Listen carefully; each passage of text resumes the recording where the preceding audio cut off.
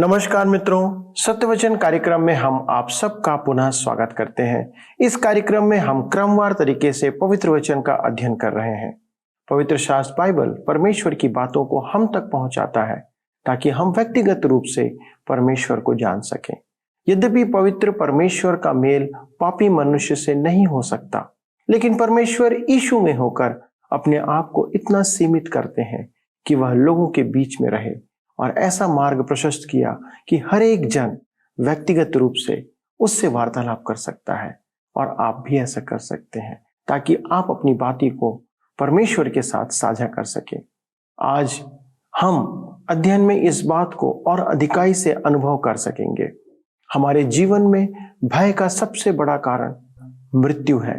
मृत्यु के बारे में यीशु रहस्यमयी बातों को हम पर प्रकट करते हैं। लाजर के जीवन से निकलकर आ रहा वृत्तांत एक वृत्तांत मात्र नहीं है, मृत्यु के संबंध में परमेश्वर की अनंत योजना का प्रकटीकरण करता है। ये परमेश्वर का वचन है और जो बातचीत यीशु, मार्था और मरियम के बीच में हम देखते हैं वह हमारे ही जीवन के प्रश्नों का उत्तर है। यीशु इसलिए आए कि हम जीवन पाएं और बहुतायत का जीवन पाएं। वह चाहता है, अर्थात परमेश्वर चाहते हैं कि हमारे अंदर भय, शंका और अनिश्चितता ना रहे। जो सत्य आज हम इस अध्ययन में देखेंगे वह मानवीय आश्वासन नहीं है, वह परमेश्वर की ओर से एक आश्वासन है मित्रों। परंतु परमेश्वर स्वयं यीशु में मृत्यु से पार होकर जीवन में प्रवेश करने के लिए आश्वासन देते हैं। जीवन उस क्षण आरंभ होता है जब मनुष्य उद्धारकर्ता को स्वीकार करता है। क्या मनुष्य मरकर जीवित हो सकता है? बाइबल के आधार पर जो मैं विश्वास करता हूं तो मैं आपको कहूंगा हां, या मैं आपसे कहना चाहता हूं कि इसका उत्तर हां है। मनुष्य मरकर जीवित हो सकता है।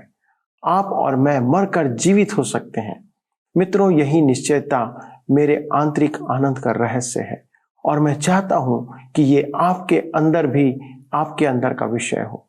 मेरी कामना है, मेरी गुजारिश है कि आज का अध्ययन इस संबंध में आपके लिए मददगार साबित हो सके कि ये कैसे संभव है। आइए देखें कि परमेश्वर आज आपसे क्या कहना चाहते हैं। अपने पिछले अध्ययन में हम देख रहे थे कि यीशु अपनी सार्वजनिक उपस्थिति से एकांतवास में चला गया था, परंतु यहूदिया के बैतनिय्याह में यीशु का एक मित्र लाजर रहता था। उसकी मृत्यु हो गई। लाजर की 2 बहनें थीं, मार्था और मरियम। विषाद के कारण उन पर अंधकार छा गया था। यीशु जगत की ज्योति है और उसके लोग अंधकार में नहीं रह सकते। उसका वहां पहुंचना आवश्यक था। अतः यीशु ने अपने शिष्यों से कहा, आओ हम फिर यहूदिया को चलें। तो आइए हम पढ़ें यूहन्ना रचित सुसमाचार 11 अध्याय उसके 20 से 22 पद। जब मार्था ने यीशु के आने का समाचार सुना तो उससे भेंट करने को गई, परंतु मरियम घर में बैठी रही। मार्था ने यीशु से कहा, हे प्रभु, यदि तू यहाँ होता तो मेरा भाई कदापि न मरता। और अब भी मैं जानती हूँ कि जो कुछ तू परमेश्वर से मांगेगा परमेश्वर तुझे देगा। ऐसा प्रतीत होता है कि मार्था स्पष्टवादी थी। वह कर्मठ नारी थी। उसका विश्वास तो सराहनीय है, परंतु उसमें अधीरता स्पष्ट झलकती है और परमेश्वर की इच्छा के निमित्त वह कुछ कठोर दिखाई देती है। दूसरी ओर मरियम घर में रहती थी। उसने यीशु के चरणों में बैठना सीख लिया था। मार्था को यीशु के चरणों में बैठने की अधिक आवश्यकता थी। उसने यीशु से कहा, जो कुछ तू परमेश्वर से मांगेगा परमेश्वर तुझे देगा। मार्था, क्या तुझे यह नहीं मालूम कि यीशु तो स्वयं ही परमेश्वर है? वह देहधारी परमेश्वर है। वह तो तुम्हारे घर पर आया है। उसने तुम्हारे साथ भोजन किया है, परंतु उस समय तुम्हारे समझ में नहीं आया कि वह परमेश्वर है। क्या तुमने कभी सोचा था? मेरे मित्रों, हमें उसके चरणों में समय बिताने की कैसी गहन आवश्यकता है। हमें उसके वचन सुनने की कैसी आवश्यकता है। आइए हम पढ़ें यूहन्ना रचित सुसमाचार 11 अध्याय उसके 23 से 26 पद में। लिखा हुआ है, यीशु ने उससे कहा, तेरा भाई फिर जी उठेगा। मार्था ने उससे कहा, मैं जानती हूं कि अंतिम दिन में पुनरुत्थान के समय वह जी उठेगा। यीशु ने उससे कहा, पुनरुत्थान और जीवन मैं ही हूं। जो कोई मुझ पर विश्वास करता है वह यदि मर भी जाए तो भी जिएगा, और जो कोई जीवित है वह मुझ पर विश्वास करता है वह अनंत काल तक न मरेगा। क्या तू इस बात पर विश्वास करती है? मार्था पुनरुत्थान में विश्वास करती थी, परंतु ध्यान दे, जब भविष्य में महिमामय देह में बदलने की बात आती है तो विश्वास में अधिक दृढ़ता की आवश्यकता नहीं है, परंतु वर्तमान में विश्वास करना कि वे जो प्रभु पर विश्वास रखते हैं नया बल पाएंगे। यह विश्वास की दृढ़ता पर निर्भर करता है। यह विश्वास करना आसान है कि प्रभु आने वाला है और मृतक जी उठेंगे, इसकी अपेक्षा कि कल मुझे प्रभु के लिए जीना है।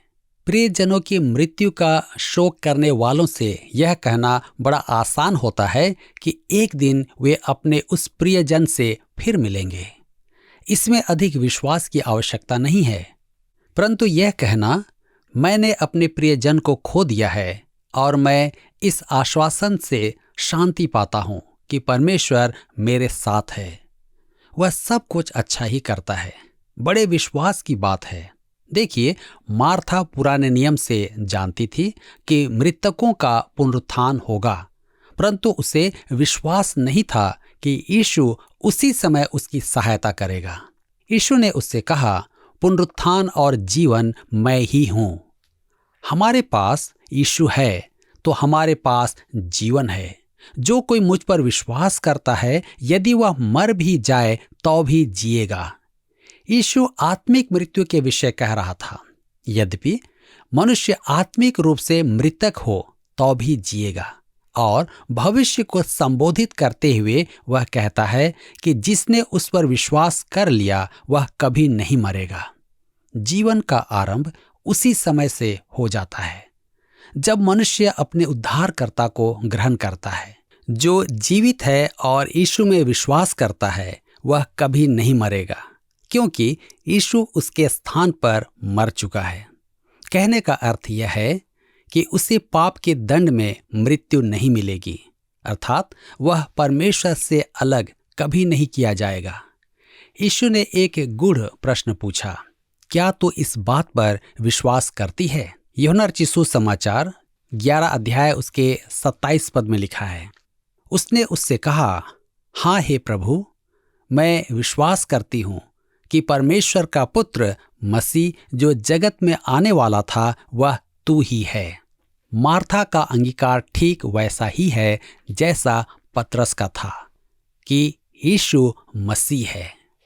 यूहन्ना रचित सुसमाचार 11 अध्याय उसके 28 से 31 पद में आगे हम पढ़ते हैं, यह कहकर वह चली गई और अपनी बहन मरियम को बुलाकर चुपके से कहा, गुरु यहीं है और तुझे बुलाता है। यह सुनते ही वह तुरंत उठकर उसके पास आई। यीशु अभी गांव में नहीं पहुंचा था, परंतु उसी स्थान में था जहां मार्था ने उससे भेंट की थी। तब जो यहूदी उसके साथ घर में थे और उसे शांति दे रहे थे, यह देखकर कि मरियम तुरंत उठ के बाहर गई है, यह समझे कि वह कब्र पर रोने को जाती है, तो उसके पीछे हो लिए। मार्था ने मरियम से चुपके से कहा, परंतु परमेश्वर इसे अस्वीकार करेगा। कब्रिस्तान में तो भीड़ लगी होगी। वे नहीं जानते थे कि वह यीशु से भेंट करने जा रही थी। हम यूहन्ना रचित सुसमाचार 11 उसके 32 पद में आगे पढ़ते हैं, जहां पर लिखा है, जब मरियम वहां पहुंची जहां यीशु था तो उसे देखते ही उसके पांव पर गिर पड़ी और कहा, हे प्रभु, यदि तू यहाँ होता तो मेरा भाई न मरता। यहाँ पर मरियम कह रही है कि यदि यीशु यहाँ पर होता तो उसका भाई नहीं मरता। इस कारण से यीशु आगे कहेंगे कि यह उचित था और उसका चला जाना उत्तम था। यह घटना हमें बताती है कि क्यों यह उचित था, क्योंकि जब तक वह अर्थात यीशु शारीरिक रूप में है तब तक वह भौगोलिक क्षेत्र के अंदर सीमित है। यदि वह आपके शहर या नगर में है तो वह मेरे शहर या नगर में नहीं हो सकता। इसलिए यीशु मसीह जब तक नहीं जाएगा वह पवित्र आत्मा को सहायक के तौर पर नहीं भेज सकता। परंतु अब पवित्र आत्मा आ चुका है और सब जगह उपस्थित है। आज वह प्रत्येक विश्वासी के अंदर निवास करता है। इसलिए आज जहां मैं हूं वहां पवित्र आत्मा हो सकता है और आप जहां पर हैं वह वहां भी है और संसार के किसी भी कोने में वह एक ही समय में हो सकता है।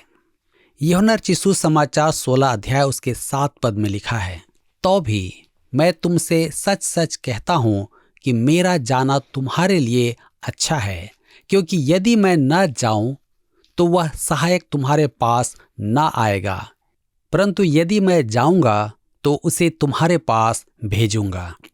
यूहन्ना रचित सुसमाचार 11 अध्याय उसके 33 से 35 पद में लिखा है, जब यीशु ने उसको और उन यहूदियों को जो उसके साथ आए थे रोते हुए देखा तो आत्मा में बहुत ही उदास और व्याकुल हुआ और कहा, तुमने उसे कहाँ रखा है?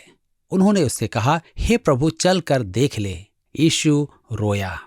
मेरे मित्रों, यदि आप जानना चाहते हैं कि आपके किसी प्रियजन की मृत्यु पर परमेश्वर को कैसा महसूस होता है, तो आप इस घटना को देखें कि वह आत्मा में बहुत ही उदास और व्याकुल हुआ। मृत्यु एक डरावनी चीज है और आप इस बात को जानें कि वह आपके पास सहानुभूति के साथ आता है। उसकी सहानुभूति जीवितों के लिए थी, क्योंकि वह जानता था कि वह मृतक के लिए क्या करने वाला है। लिखा है, यीशु रोया। यद्यपि यूहन्ना का सुसमाचार हमें मसीह के ईश्वरत्व को दिखाने के लिए लिखा गया है, लेकिन यहाँ पर यीशु को पूर्णतः मानवता के रूप में दर्शाया गया है। यहाँ तक कि यीशु ने पूछा कि लाजर को कहाँ रखा है, जो उसके मानवता को दर्शाता है। हम यहाँ पर देख सकते हैं कि किसी की मृत्यु पर परमेश्वर को कैसा महसूस होता है। वह हमारे दुख में शामिल होता और हमारे आंसू बहाने में भी शामिल होता है। वह अंदर ही अंदर कराहता है। मैं उन मसीहों से थोड़ा व्यग्र हो जाता हूं जो कहते हैं अंतिम संस्कार के समय न रोएं, परंतु एक मजबूत मसीही बने। मित्रों, मृत्यु कोई सुंदर या अच्छी बात नहीं है, यह एक डरावनी और भयानक बात है। हम आगे पढ़ते हैं यूहन्ना रचित सुसमाचार 11 अध्याय उसके 36 और 37 पद में। तब यहूदी कहने लगे, देखो वह उससे कितना प्रेम रखता था। परंतु उनमें से कुछ ने कहा, क्या यह जिसने अंधे की आंखें खोली यह भी न कर सका कि यह मनुष्य ना मरता? यहाँ पर ध्यान दें कि यहाँ पर यहूदियों ने समझने में गलती कर दी। यीशु इसलिए नहीं रोया क्योंकि वह लाजर से प्रेम करता था। वह मृतक के लिए नहीं रो रहा था, वह उनके लिए रो रहा था जो जीवित और दुखी थे। हम यहाँ पर देखते हैं कि यहूदी उस घटना को स्मरण कर रहे हैं जहाँ पर यीशु ने एक अंधे व्यक्ति को ठीक किया था, और निश्चित तौर पर इस घटना ने उनके ऊपर एक गहरा प्रभाव छोड़ा था। हम यूहन्ना रचित सुसमाचार 11 अध्याय उसके 38 से 40 पद में पढ़ते हैं। यीशु मन में फिर बहुत ही उदास होकर कब्र पर आया। वह एक गुफा थी और एक पत्थर उस पर रखा था। यीशु ने कहा, पत्थर हटाओ। उस मरे हुए की बहन मार्था उससे कहने लगी, हे प्रभु, उसमें से अब तो दुर्गंध आती है, क्योंकि उसे मरे 4 दिन हो चुके हैं। यीशु ने उससे कहा, क्या मैंने तुझसे नहीं कहा था कि यदि तू विश्वास करेगी तो परमेश्वर की महिमा को देखेगी? आज हम देखते हैं कि मृत्यु के विषय को लोग किनारे कर देते हैं या तो बचना चाहते हैं, परंतु वचन बांटने वाला यह पूरी कोशिश करता है कि मृत्यु को आनंद की घटना के रूप में दर्शाए। तो आइए हम सब इसका सामना करें। मृत्यु को किनारे करने, ढकने या मृतक शरीर में लेप लगाने, अच्छे वस्त्र पहनाने के द्वारा और उसे एक अच्छे दफन बॉक्स में डालकर चारों तरफ फूलों के गुच्छे से घिरा हुआ बनाकर सच्चाई से नहीं बच सकते हैं। हमें उसका सामना तो करना ही है। यद्यपि यह हमारे आकस्मिक आघात को कम करने के लिए किया जाता है, पर मृत्यु एक भयंकर और डरावनी चीज है। यहाँ पर मार्था ने कहा कि उसे मरे हुए 4 दिन हो चुके हैं और अब तो उससे दुर्गंध भी आती होगी। संभवतः शरीर सड़ भी रहा होगा। मेरे मित्रों, यहाँ पर आप में से कुछ लोग सोच सकते हैं कि यह बात रूखा सा सुनाई पड़ता है। तो क्या मृत्यु रूखा या अशिष्ट है? यह तो डरावनी है। इस परिस्थिति में निश्चित तौर पर यहाँ एक चमत्कार की आवश्यकता है। यूहन्ना रचित सुसमाचार 11 अध्याय उसके 41 और 42 पद में आगे लिखा है, तब उन्होंने उस पत्थर को हटाया। यीशु ने आंखें उठाकर कहा, हे पिता, मैं तेरा धन्यवाद करता हूं कि तूने मेरी सुन ली है। मैं जानता था कि तू सदा मेरी सुनता है, परंतु जो भीड़ आसपास खड़ी है उनके कारण मैंने यह कहा, जिससे कि वे विश्वास करें कि तूने मुझे भेजा है। ध्यान रखें कि यह घटना परमेश्वर की महिमा के लिए थी। यीशु ने ऊंची आवाज में प्रार्थना की क्योंकि वह चाहता था कि वे लोग जानें कि वह जो करने जा रहा है वह पिता परमेश्वर की इच्छा है, जिससे कि पिता की महिमा हो। वह उपस्थित गण के लाभ के लिए ऊंची आवाज में प्रार्थना कर रहा था। यूहन्ना 11 अध्याय उसके 43 और 44 पद में लिखा है, यह कहकर उसने बड़े शब्द से पुकारा, हे लाजर, निकल आ। जो मर गया था वह कफन से हाथ पांव बंधे हुए निकल आया और उसका मुंह अंगोछे से लिपटा हुआ था। यीशु ने उनसे कहा, उसे खोल दो और जाने दो। यहाँ मैं यह कहना चाहूंगा कि यीशु द्वारा मृतकों में से जी उठने वाले असंख्य जन थे। मेरे विचार में चंगाई पाने वाले भी असंख्य थे। सैकड़ों अंधों ने दृष्टि पाई थी। सुसमाचार में कुछ का ही उल्लेख है और वह केवल हमारे विश्वास के लिए है। लाजर के बारे में ध्यान दीजिए कि उसके उसी पुराने शरीर में फिर से जान आ गई थी। वह कफन में ही बाहर आया था। हमारे यीशु के साथ ऐसा नहीं था। जब वह कब्र से बाहर गया तब उसने कफन को जो उसके सिर पर बंधा था वह भी उसने कब्र में ही छोड़ दिया था। क्यों? क्योंकि वह महिमा की देह में कब्र से बाहर आया था। उन्हें यीशु के लिए कब्र के द्वार पर रखा पत्थर हटाने की आवश्यकता नहीं पड़ी थी। पत्थर तो इसलिए हटाया गया था कि बाहर से देखने वालों को देखकर विश्वास हो कि कब्र में कोई नहीं था। उसकी महिमा की देह तो मुहरबंद कब्र से निकल सकती थी, जैसे वह बंद द्वार से कक्ष में प्रवेश कर गया था। इस दृश्य में उद्धार का एक उत्तम उदाहरण है। हम अपने पापों और अपराधों में मृतक थे। हम परमेश्वर के लिए मर चुके थे, परंतु अब हम मसीह यीशु में परमेश्वर के लिए जीवित हैं। परंतु मेरे मित्रों, हम में से हर एक अपने कफन में बंधा हुआ है। रोमियो की पत्री 7 अध्याय उसके 15 और 24 पद में पौलुस कहता है, जो मैं करता हूं उसको नहीं जानता, क्योंकि जो मैं चाहता हूं वह नहीं किया करता, परंतु जिससे मुझे घृणा आती है वही करता हूं। मैं कैसा अभागा मनुष्य हूं। यह किसी अविश्वासी के वचन नहीं, एक दृढ़ विश्वासी पौलुस के शब्द हैं। यीशु चाहता है कि हम कफन से मुक्ति पालें। उसने कहा, उसे खोल दो और जाने दो। यूहन्ना रचित सुसमाचार 11 अध्याय उसके 45 और 46 पद में लिखा है, तब जो यहूदी मरियम के पास आए थे और उसका यह काम देखा था, उनमें से बहुतों ने उस पर विश्वास किया, परंतु उनमें से कुछ ने फरीसियों के पास जाकर यीशु के कामों का समाचार दिया। वे इस आश्चर्य कर्म को अस्वीकार नहीं कर सकते थे। आपको यह जानकर अचंभा होगा कि यह यीशु की सेवकाई का अंत है, क्योंकि हमने तो अभी यूहन्ना रचित सुसमाचार का आधा ही अध्ययन किया है। यीशु की सेवा का आरंभ देखो, परमेश्वर का मेमना और लाजर को जीवन दान देने के साथ उसकी लोक सेवा का समापन हुआ है। यूहन्ना उसके सांसारिक जीवन के अंतिम 48 घंटों पर लगभग उतनी ही समय तक चर्चा करता है जितनी उसने उसके जीवन के 32 वर्ष 11 महीने 3 सप्ताह और 5 दिन पर की है। सच बात तो यह है कि सब सुसमाचार लेखकों ने यही विधि अपनाई है। उन सब ने अंतिम 8 दिनों पर सबसे अधिक बल दिया है।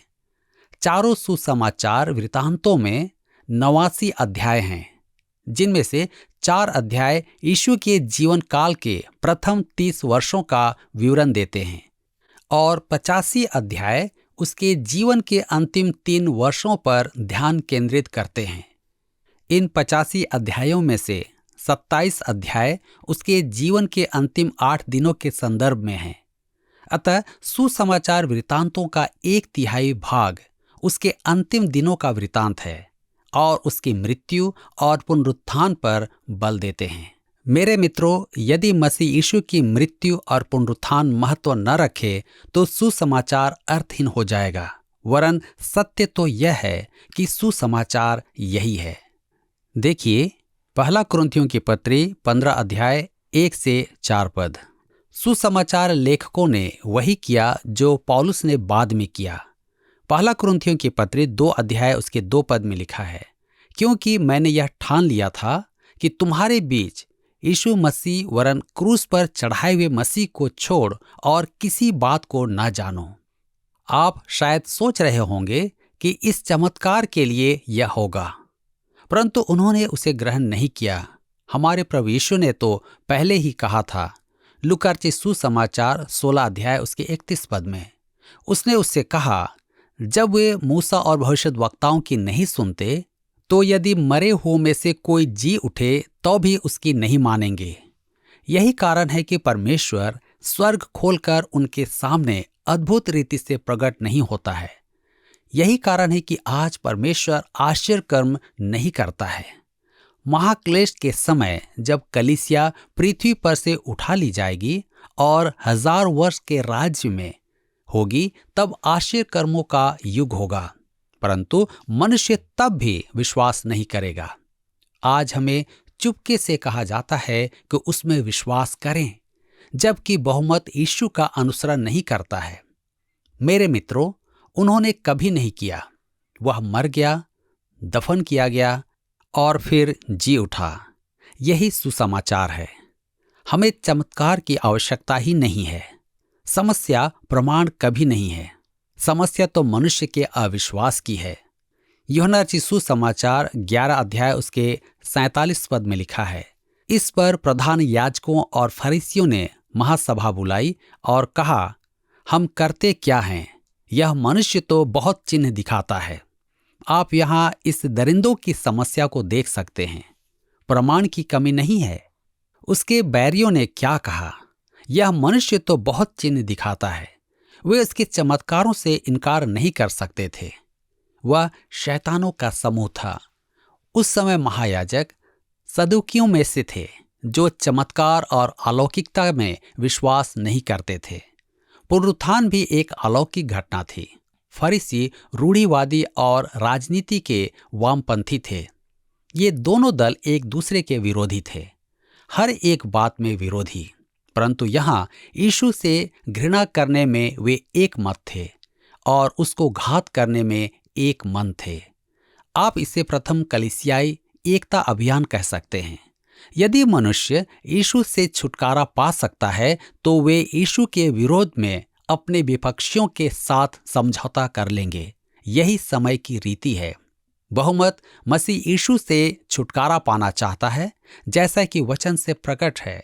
यीशु को जैसा वह है वैसा ही ग्रहण करने वाले अल्पसंख्यक हैं। यूहन्ना सुसमाचार 11 अध्याय उसके 48 पद में लिखा है, यदि हम उसे यूं ही छोड़ दें तो सब उस पर विश्वास ले आएंगे और रोमी आकर हमारी जगह और जाति दोनों पर अधिकार कर लेंगे। मित्रों, उन्हें भय था कि जनता यीशु की ओर हो जाएगी, जिससे क्रांति आ जाएगी और रोम को उनकी चूक से लाभ उठाने का अवसर मिल जाएगा। उनमें भय व्याप्त हो गया। आज भय ही मुख्य कारण है कि अनेक जन यीशु से दूर रहते हैं।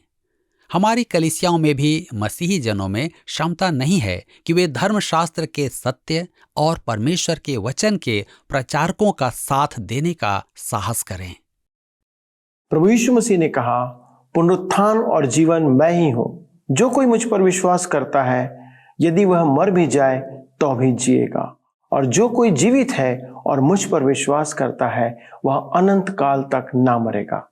दोस्तों, यीशु का यह आश्वासन और प्रतिज्ञा मसीही विश्वास को आशा से परिपूर्ण कर देती है। मैंने आरंभ ही में आपसे कहा था कि मेरे आंतरिक आनंद का रहस्य यही है कि मैं मरकर एक दिन जी उठूंगा, क्योंकि यीशु मनुष्य के रूप में दुख उठाया, मारा गया, गाड़ा गया, परंतु तीसरे दिन मृतकों में से जी उठा। इसलिए वह कहता है, जो मुझ पर विश्वास करता है, अर्थात यीशु पर, यदि वह मर भी जाए तो फिर जी उठेगा। हम सब एक दिन जी उठेंगे। मित्रों, मैं इस बात पर विश्वास करता हूं और इसलिए एक दिन इस सत्य को जानकर अपने पापों का अंगीकार किया और अपना जीवन यीशु को दे दिया। यदि आप भी अपने पापों का अंगीकार करेंगे तो वह आज ही अनंत जीवन का वारिस आपको बना देगा। फिर यदि आप मरेंगे भी तो एक दिन फिर जी उठेंगे। इसलिए किसी ने कहा है कि मसीही विश्वास एक धर्म नहीं है, परंतु यह एक अनुभव है। ये जीवन जीने का एक तरीका है विश्वास के साथ। मैं आपको इस स्वाद को चखा नहीं सकता, परंतु आपको स्वयं इस स्वाद को चखना पड़ेगा। आपको इसे स्वयं समझकर देखना पड़ेगा। क्या आप ऐसा स्वाद चखना चाहते हैं? आइए आप और हम मिलकर प्रार्थना करें और विनती करें कि यदि आपने अब तक इस स्वाद को नहीं चखा है तो परमेश्वर आपकी सहायता करे। आइए हम प्रार्थना करें। परमेश्वर पिता, हम धन्यवाद देते हैं कि आपने हमारे सामने इस बात को प्रकट किया कि हम इस बात को जानें कि हमारे जीवन को आपकी आवश्यकता है। पिता, आपने अद्भुत रीति से हमारे लिए इस बात को प्रकट कर दिया कि व्यक्तिगत तौर पर यह प्रकट किया जाए कि हम पापी हैं, हमारे जीवन में पाप है, और पिता आप ही हमारे पापों को क्षमा कर सकते हैं। प्रभु, आपको धन्यवाद देते हैं कि आपने इस बात को अनुभव करने का हमें अवसर दिया, मुझे अवसर दिया, और हमारे बहुत से दर्शक जिन्होंने आज इस बात के लिए निर्णय लिया है कि वे उस स्वाद को चखना चाहते हैं, उस पाप की क्षमा के आनंद को अनुभव करना चाहते हैं। अनुग्रह करें प्रभु कि वे आज ही उस आनंद को समझने पाए, चखने पाए, उसकी अनुभूति उनके जीवन में हो, कि वे आपके निकटता में आए और आपके प्रेम को समझ सके। पिता, धन्यवाद देते हैं इस प्रार्थना को सुनने के लिए। यीशु के नाम से मांगते हैं, आमीन।